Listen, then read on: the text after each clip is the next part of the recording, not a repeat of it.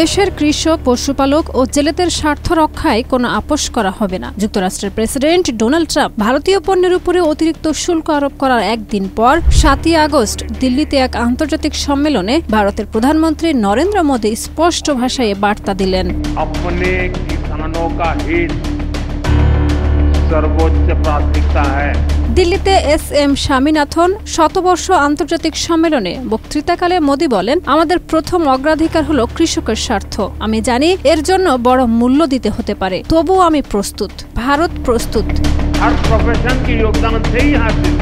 এর আগের দিন ৬ই আগস্ট প্রেসিডেন্ট ডোনাল্ড ট্রাম্প রাশিয়ার কাছ থেকে তেল কেনার কারণে ভারতের উপর অতিরিক্ত ২৫% শুল্ক আরোপের নির্বাহী আদেশ জারি করেন। এর ফলে যুক্তরাষ্ট্রে ভারতীয় পণ্যের উপরে মোট শুল্ক দাঁড়ালো ৫০%। মার্কিন প্রেসিডেন্ট ডোনাল্ড ট্রাম্প বলেছেন, ভারত রাশিয়া থেকে তেল কিনছে, অথচ ইউক্রেনে রাশিয়ান অস্ত্রের আক্রমণে মানুষ মারা যাচ্ছে, এটা ভারত বোঝে না। এর আগেও তিনি ভারতের উপরে শুল্ক বাড়ানোর ইঙ্গিত দিয়েছিলেন।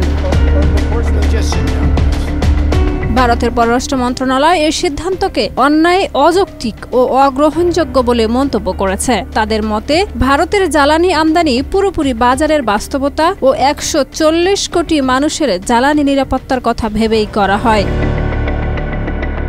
পররাষ্ট্র মন্ত্রণালয় জানিয়েছে, ভারত জাতীয় স্বার্থ রক্ষায় প্রয়োজনীয় সব ধরনের পদক্ষেপ গ্রহণ করবে।